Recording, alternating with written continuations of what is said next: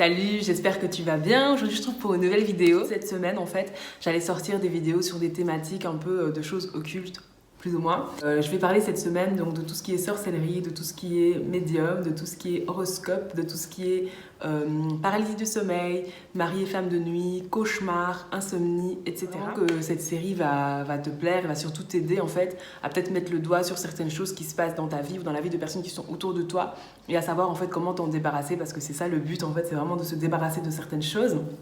Donc dans chaque vidéo, il y aura à chaque fois un moment de prière. Et donc aujourd'hui, comme tu le vois dans le titre, on va parler de la sorcellerie. Si c'est la première fois que tu es sur la chaîne, je te souhaite la bienvenue. Je m'appelle Esther, je fais pas mal de vidéos tournées autour de la foi. Donc si ça te parle, n'hésite surtout pas à t'abonner et j'espère vraiment que tu seras béni.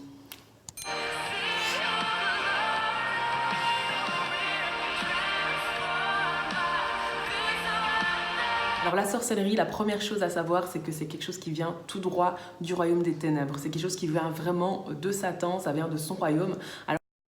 Parce qu'il faut savoir qu'il y a deux royaumes, il y a le royaume de Dieu, il y a le royaume de Satan, et la sorcellerie, ça vient du royaume de Satan. Alors la Bible nous dit que Satan vient pour égorger, dérober et détruire. Le but de Satan, c'est vraiment de détruire les vies des gens, c'est de dérober ce qui peut dérober et d'égorger ce qui peut égorger.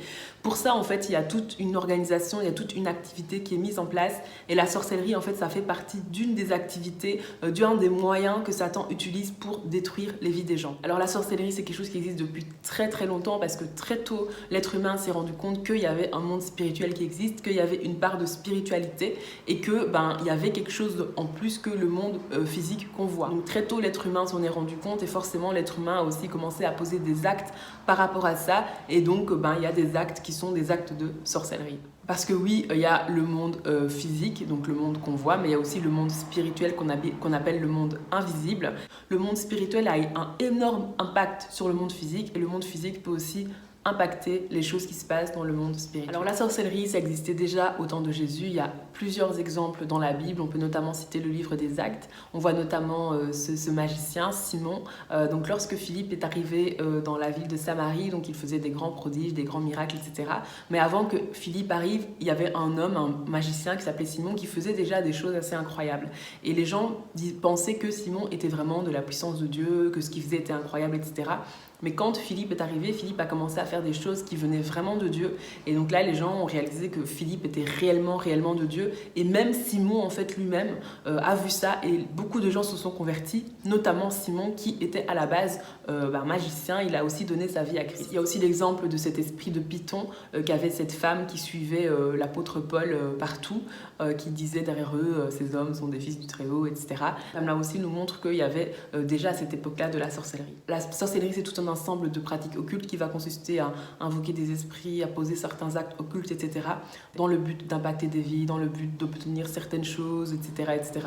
Donc il y a vraiment une idée d'impact en fait sur les vies des gens, sur ce qui se passe en fait dans le monde. C'est vraiment ça, c'est vraiment pouvoir impacter, pouvoir contrôler, pouvoir obtenir des choses en échange. Alors les gens qui pratiquent la sorcellerie, des personnes en général qui ont été initiées à la sorcellerie, on peut voir ça comme étant le vaudou, les fétiches, les incantations, les sacrifices, et tout ce genre de choses. Il y a aussi certaines personnes qui vont parler de magie noire et qui vont même faire la distinction entre la magie noire et la magie blanche. Alors, la magie, qu'elle soit verte, rose ou bleue, franchement, la magie, c'est la magie, en fait. Donc, que la magie soit blanche ou noire, ça reste de la sorcellerie. Donc ça, franchement, il faut vraiment que ce soit clair. Ok, il n'y a pas de magie blanche, magie jaune, il y a de la magie, et la magie, c'est la sorcellerie. Peu importe le type de magie que c'est, peu importe le type de conséquences que ça a, il n'y a pas de sorcellerie positive, en fait. La sorcellerie, c'est quelque chose qui est totalement diabolique, c'est quelque chose qui est totalement démoniaque, et c'est pas quelque chose de positif, c'est quelque chose de vraiment négatif. Le but poursuivi par Satan au travers de la sorcellerie, c'est vraiment de dérober, égorger et détruire, d'impacter de façon très très négative les vies des gens. Mais la bonne nouvelle, c'est que Jésus-Christ est venu pour nous donner la vie en abondance. À la croix, Jésus a pourvu à tous les problèmes de l'humanité, toutes les solutions aux choses que nous pouvons vivre qui sont compliquées pour nous. Jésus est la solution parce qu'à la croix, il s'en est chargé et il est venu nous donner la vie en abondance pour que dans tous les domaines de notre vie, nous puissions jouir en fait de notre statut d'enfant de Dieu. Ce qui se passe, c'est quand il y a un clash entre le royaume des ténèbres et le royaume de Dieu, le royaume de Dieu l'emporte toujours. On le voit dans le livre des Actes, lorsque Simon, qui était pourtant magicien, qui faisait pourtant des grandes choses, a été confronté à la puissance de Dieu au travers de l'évangéliste Philippe. il a fini par donner sa vie à Christ. Dans le livre des Actes, au chapitre 19, on voit que toute une série de personnes se sont converties. C'était des personnes qui faisaient des choses occultes. Suite à leur conversion, elles ont été prendre tous leurs livres, toutes leurs incantations, etc. Elles les ont brûlés. Pourquoi? Parce que quand il y a une confrontation entre le royaume des ténèbres et le royaume de Dieu gagne. J'ai déjà entendu des témoignages de plusieurs évangélistes, notamment de l'évangéliste Reinhard Bonnke qui expliquait que plusieurs fois, lors de ces grandes campagnes d'évangélisation, il y a des sorciers qui sont venus à la fin en disant en fait qu'ils étaient venus pour le tuer, qu'ils étaient venus pour faire des incantations contre lui, etc. Mais en fait, ils ont tellement vu la puissance de Dieu se manifester lors de ces campagnes d'évangélisation qu'ils ont donné leur vie à Christ. Donc vraiment, il faut vraiment savoir que celui qui est en nous, en fait, est beaucoup plus fort que celui qui est dans le monde. C'est pas une belle phrase comme ça qui est dans la Bible, c'est une réalité. Okay, il faut savoir que Satan reste une créature. Le créateur, c'est Dieu, mais Satan reste une créature. Donc peu importe les moyens au travers desquels Satan agit dans les vies des gens, nous avons en Christ une certaine autorité, nous avons en Christ une certaine position, et nous sommes en mesure en fait de mettre Satan et toutes les stratégies qu'il utilise pour nous faire du mal hors d'état. Plusieurs niveaux de sorcellerie, il y a des personnes qui font de la sorcellerie parce qu'elles ont été initiées à ça, elles veulent faire ça, elles sont tout à fait conscientes de ce qu'elles font, elles savent très très bien ce qu'elles font et voilà, eux c'est vraiment leur but quoi, c'est vraiment de faire la sorcellerie, ils sont vraiment ok avec ça. Il y a des personnes qui vont faire de la sorcellerie sans vraiment réaliser qu'elles font de la sorcellerie, c'est-à-dire que c'est des personnes qui vont le faire mais elles ne savent pas en fait que les actes qu'elles posent sont des actes de sorcellerie en fait. Et ça c'est dû à quoi? Ça c'est dû au fait que premièrement dans la société dans laquelle on vit, il y a tout qui est disponible et il y a tout qui devient normal. Tout est acceptable, tout est ok. Et donc ce qui fait qu'on n'arrive même pas à discerner en fait qu'il y a des choses qui font peut-être partie de la normalité, mais qui sont tout à fait occultes. Il y a aussi le fait que certaines personnes, à cause de leur background, c'est des choses qu'elles ont toujours fait, c'est des choses que, à cause de la culture, etc., c'est normal pour eux de les faire. Et donc, ils ne savent pas, en fait, que c'est quelque chose qui est totalement diabolique et qui est vraiment de la sorcellerie. Et puis, il y a des personnes qui font aussi des choses vraiment par ignorance. Donc, c'est-à-dire qu'elles ne réalisent pas, en fait, que ce qu'elles sont en train de faire, c'est de la sorcellerie parce qu'elles ne savent pas. Voilà pourquoi la Bible dit que mon peuple périt par manque de connaissances. Voilà où ça peut mener le manque de connaissances. Alors il y a aussi des personnes qui peuvent malheureusement être victimes de sorcellerie et puis il y a des personnes qui n'ont rien avec la sorcellerie mais qui peuvent peut-être réaliser, en fait, se rendre compte que dans leur entourage, qu'autour d'elles, il y a des personnes qui font de la sorcellerie. Alors qu'est-ce qu'il faut faire dans ces différents types de situations ? Alors, il y a des choses que je vais dire qui sont spécifiques, entre guillemets, à chaque type de situation. Mais de façon générale, en fait, ce qui est vraiment primordial, c'est de donner sa vie à Christ, de vraiment accepter Jésus-Christ comme Seigneur et Sauveur, de prendre la décision de marcher selon la parole de Dieu. Il faut aussi être dans une attitude de repentance, c'est-à-dire prendre la décision de laisser tomber toutes les choses qu'on fait et qu'on sait qui ne sont pas dans la volonté de Dieu. Parce que si on ne laisse pas tomber ces choses-là, on risque de laisser une porte ouverte à l'ennemi. Et il y a des choses, en fait, qui risquent de revenir par la suite. Et c'est aussi nécessaire, très souvent, d'avoir des moments de prière, peut-être même des prières de délivrance ou d'auto-délivrance en fonction de ce que Dieu nous conduit. Bon, déjà, si tu es sorcier et que tu regardes cette vidéo, je t'appelle vraiment à la repentance. Je t'appelle vraiment à donner ta vie à Christ. Parce que sache que quand Satan donne quelque chose de la main droite, il le récupère de la main gauche. Donc, dans tous les cas, tu seras perdant, en fait. Donc, peut-être que tu as l'impression que voilà, tu as du pouvoir, tu as le contrôle, etc. Mais tu finiras par être perdant. Donc, vraiment, donne ta vie à Christ. Vraiment, donne ta vie à Christ, en fait.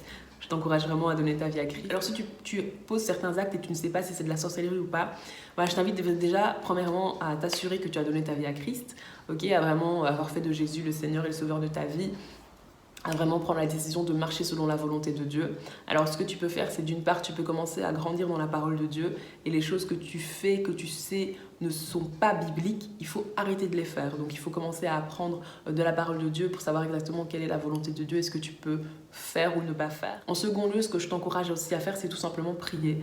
C'est tout simplement demander à Dieu, est-ce qu'il y a des choses que je fais qui sont des actes de sorcellerie, en fait, qui ouvrent la porte à l'ennemi dans ma vie au travers de la sorcellerie? Tu peux te demander ça à Dieu et Dieu va te répondre, d'une façon ou d'une autre. Dieu va te faire comprendre et peut-être même qu'il y a des choses que tu fais et tu sais très bien au fond de toi que c'est pas correct, que c'est pas bien. tu as cette petite sensation pour toi qui te fait comprendre que c'est pas bien. Ce que tu peux faire aussi, c'est s'il y a certaines choses que tu fais et que tu n'es pas sûr que c'est vraiment la volonté de Dieu, tu peux me contacter par mail, par Facebook, par Instagram, mais tu peux aussi en parler à un pasteur, etc. Ce sont des personnes en fait qui normalement devraient pouvoir te dire si certains comportements sont ou pas en accord avec la parole de Dieu. Il faut vraiment fermer la porte en fait, il faut vraiment prendre ça très au sérieux et vraiment prendre la décision de fermer la porte à tout ça parce que c'est vraiment une plateforme en fait que Satan va utiliser pour te nuire en fait. Donc il faut vraiment fermer la porte à ça et ne pas laisser l'opportunité en fait de pouvoir agir dans ta vie au travers de la sorcellerie. Alors si tu penses être victime de sorcellerie, il faut être sûr que tu n'as pas de porte ouverte, qu'il n'y a pas une certaine chose que tu fais peut-être qui ouvre la porte et qui permet à l'ennemi d'entrer. Il faut tout simplement prendre autorité en fait et vraiment prendre autorité et vraiment invoquer le sang de Jésus sur ta vie et sur tous les domaines de ta vie et tu vas voir que ces actes de sorcellerie n'auront plus d'effet. Peut-être qu'il faudrait aussi mettre tous ces agissements-là hors d'état de nuire dans la prière et peut-être aussi, pourquoi pas, demander en fait une prière de délivrance ou passer par l'autodélivrance en fonction de la façon dont le Seigneur te conduit. Mais c'est vraiment important de vraiment en parler à des responsables spirituels, comme par exemple des pasteurs, etc. Et si tu es quelqu'un qui remarque que dans ton entourage, dans ta famille, dans tes amis, etc., il y a des personnes qui font des actes de sorcellerie, il faut tout simplement prendre autorité. Il faut vraiment d'une part les mettre hors d'état de nuire dans la prière, c'est-à-dire que quand tu pries, tu mets vraiment tous leurs agissements, toutes leurs actions, toutes leurs incantations, tout ce qu'elles font, tout ce qu'elles sont, tu les mets hors d'état de nuire dans le nom de Jésus-Christ. Tu pries vraiment, tu les mets hors d'état de nuire. Et puis, le fait que tu mettes hors d'état de nuire tous leurs agissements sera pour conséquence en fait que ce qu'ils vont faire n'aura plus d'effet en fait. Ça n'aura vraiment plus d'effet, ça ne marchera plus. Et puis ce qu'il faut faire, c'est prier pour leur salut parce que il faut surtout pas être dans la rancœur, dans l'amertume, surtout si c'est des personnes de ta famille, tu peux vouloir te dire mais pourquoi ils me font ça, mais qu'est-ce que j'ai fait, etc., etc. Ça sert à rien de rentrer là-dedans. Ce qu'il faut en fait, c'est vraiment prier pour leur salut. Il faut prier pour leur salut, prier pour que ces gens-là donnent leur vie à Christ, qu'ils se convertissent. Pourquoi ? Parce que quand Jésus est mort à la croix, il est mort pour tout le monde. Il est mort pour les prostituées, il est mort pour les violeurs, il est mort pour les pédophiles, il est mort pour les lépreux, il est mort pour les gens qui ont le sida, il est mort pour tout le monde. Il est aussi mort pour les sorciers. Ok ? Donc il faut vraiment prier pour leur salut, prier pour qu'ils se convertissent, pour que Jésus les rencontre. Il faut vraiment avoir un fardeau pour ça. Et je t'encourage vraiment à ne pas remplir ton cœur de amertume ou de rancœur par rapport à ça. Et par rapport à ça, j'ai vraiment un témoignage parce que j'ai déjà prié avec un frère sur qui il y avait de la sorcellerie qui était faite dans sa vie. Et en fait, le problème, c'est qu'il avait beaucoup de rancune en fait, envers énormément de personnes. Donc, il y avait vraiment toute une liste de personnes à qui il en voulait en fait et contre qui il était fâché. Et il ne voulait pas pardonner à ces personnes-là. Et c'est ce manque de pardon en fait qui permettait d'agir dans sa vie en fait. C'était vraiment une porte ouverte pour que l'ennemi puisse agir dans sa vie. Donc c'est pour ça que c'est vraiment important de ne pas avoir de la rancœur, de ne pas pardonner. Et si pour toi c'est trop dur de ne pas être dans la rancœur, c'est trop dur de pardonner, je t'encourage tout simplement à demander à Jésus de te donner la force. La Bible dit que Dieu crée en nous le vouloir et le faire. Il montre quelle est sa volonté, pardonner, et puis il nous donne le faire, il nous donne la force de pardonner. Donc je t'encourage vraiment à vraiment faire ça en fait, à vraiment, si c'est trop dur pour toi de pardonner, demande à Jésus, il va t'aider, mais essaye vraiment de ne pas être dans une attitude d'amertume ou de rancœur parce que tu risques en fait de laisser à l'ennemi la porte d'agir. Alors un dernier point quand même que j'aimerais souligner, c'est que la Bible cite la sorcellerie comme étant vraiment une œuvre de la chair, ok, donc elle le cite au même type que l'impudicité, etc. C'est vraiment une œuvre de la chair. Et c'est quelque chose vraiment, il faut se débarrasser de ça en fait. Je te propose qu'on prenne juste un temps pour prier. Si au sortir de cette vidéo, tu prends la décision de donner ta vie à Christ, on va faire une rapide prière pour que tu acceptes Christ dans ta vie, pour que tu renonces en fait à toutes les œuvres que tu as pu faire qui ne sont pas dans la volonté de Dieu, qui étaient des actes de sorcellerie ou pas, peu importe, mais tu renonces en fait à tout ce que tu fais, que tu sais n'est pas dans la volonté de Dieu. Tu prends vraiment la décision de changer par rapport à ça. Et puis on va prendre un temps de prière. Je vais vraiment prier pour que le Seigneur te guide, pour que tu sois vraiment protégé par le sang de Jésus et que tu puisses vraiment avoir une relation forte avec l'Esprit de Dieu parce que c'est très important d'être vraiment accroché à Christ en fait. C'est très important d'être attaché à Christ. Il faut vraiment avoir une relation forte avec l'Esprit de Dieu en fait. C'est vraiment très très important. Si tu donnes ta vie à Christ aujourd'hui, voilà une prière que tu peux faire. Seigneur Jésus, je crois que tu es mort pour moi à la croix. Je crois que tu as porté mes péchés. Et aujourd'hui, je prends la décision de faire de toi le Seigneur et le Sauveur de ma vie. Et je prends la décision de faire de ta volonté une priorité et je décide de laisser tomber toutes ces choses que je fais et qui ne sont pas dans ta volonté. Seigneur Jésus, je t'accepte dans ma vie comme Seigneur et Sauveur. Amen. Amen. Si tu as pris cette décision, vraiment, je te félicite. Seigneur, je te remets vraiment le frère et la sœur qui est en train de regarder cette vidéo, que tu puisses vraiment guider cette personne. Si cette personne se demande si ses actions, si ses actes, si ses paroles sont en accord ou pas avec ta parole, Seigneur, que tu puisses vraiment lui montrer si c'est le cas ou pas, que tu puisses lui montrer si certaines actions ne sont pas en accord avec ta volonté, Seigneur, que tu puisses lui montrer si certaines actions qu'il fait sont en fait des portes ouvertes à l'ennemi dans sa vie. Mais je prends vraiment autorité sur tout esprit de peur, je prends autorité sur tout esprit d'intimidation que l'ennemi essaye de mettre dans sa vie dans le nom de Jésus-Christ. J'invoque vraiment le sang de Jésus sur la vie de mon frère, ma soeur. J'invoque le sang de Jésus sur la vie de mon frère, ma soeur qui regarde cette vidéo. Seigneur, que tu protèges la personne qui regarde cette vidéo dans le nom de Jésus-Christ et que tu l'utilises, Seigneur, que tu l'utilises puissamment, Seigneur, pour ton œuvre, que tu l'utilises puissamment pour ton œuvre, là où le péché abondait, que la grâce surabonde, là où Satan a voulu l'utiliser pour sa gloire, que tu l'utilises, Seigneur, pour la gloire de ton royaume, Seigneur. Que ce soit quelqu'un qui sera utilisé puissamment par toi, Seigneur. Que tu l'utilises pour aller délivrer les captifs, Seigneur. Que tu l'utilises pour aller guérir les malades, Seigneur. Que tu l'utilises, Seigneur, pour aller annoncer la bonne nouvelle de Jésus-Christ, Seigneur. Que ce soit quelqu'un, Seigneur, qui marche, Seigneur, dans l'assurance, qui marche dans la fierté de qui il est en Christ, Seigneur. Que ce soit quelqu'un, Seigneur, qui sache exactement quelle est son identité, quelle est sa position en Christ. Et je prends vraiment autorité sur tout acte qui est fait sur la vie de mon frère, ma soeur, sur tout acte de sorcellerie. Je prends autorité sur ces actes dans le nom de Jésus-Christ. Je les mets hors d'état de nuire dans le nom de Jésus-Christ. J'invoque le sang de Jésus-Christ sur la vie de mon frère, ma soeur. Que toutes les portes soient fermées dans le nom de Jésus. Toutes les portes qui ouvrent la porte au monde spirituel démoniaque. Que ces portes soient fermées dans le nom de Jésus-Christ.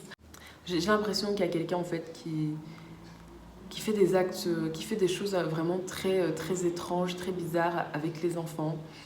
Je t'invite vraiment à arrêter vraiment de faire ces choses et vraiment à donner ta vie à Christ en fait. Je t'invite vraiment à renoncer à ces choses-là, à renoncer à toutes ces choses-là que tu fais et à sincèrement donner ta vie à Christ parce qu'il y a une vie meilleure en fait que tu peux vivre en Christ, il y a une vie différente que tu peux vivre en Christ. Et pour ça en fait, Jésus attend que tu fasses le pas vers lui en fait. Il attend réellement que tu fasses le pas vers lui. Hello, j'ai déjà fini de filmer la vidéo mais j'ai oublié de raconter un truc hyper important. En fait, j'ai déjà écouté des témoignages de satanistes, de sorciers, etc. qui se sont convertis, qui ont donné leur vie à Christ et qui ont vu leur vie être totalement transformée. Alors je peux citer notamment John Ramirez ou Franck Alexandre. Alors je te mets leur témoignage en barre d'infos. Alors il me semble que le témoignage de John Ramirez il est uniquement en anglais. Je vais essayer de voir si je peux trouver des sous-titres quelque part, mais je suis pas sûre. Par contre le témoignage de Franck Alexandre il est en français, donc en fonction de ce qui t'arrange niveau langue que tu parles et que tu comprends, ben voilà, t'écoutes ce qui t'arrange. Donc voilà, j'espère que ces témoignages vont te bénir, vont te booster. Et en plus, en fait, ce sont des personnes qui servent le Seigneur aujourd'hui. Ils sont tous les deux dans le ministère et je pense qu'ils ont d'ailleurs tous les deux un ministère d'évangéliste. Mais ça, je suis pas sûre, mais il me semble en fait. Donc voilà, comme quoi il y a vraiment rien qui est impossible à Dieu. Donc voilà, j'espère que ça va te booster, que ça va t'éclairer davantage. Et voilà, donc je te souhaite plein de bonnes choses et à très bientôt. Alors je te remercie d'avoir suivi cette vidéo jusqu'au bout. J'espère que cette vidéo t'a plu. Alors ça va être un peu comme ça toute la semaine, donc on va aborder ces différentes thématiques. Écoute, dis-moi en commentaire ce que tu en penses ou par message, comme tu veux. Je te souhaite plein de bonnes choses, j'espère que tout se passe bien pour toi et à très bientôt.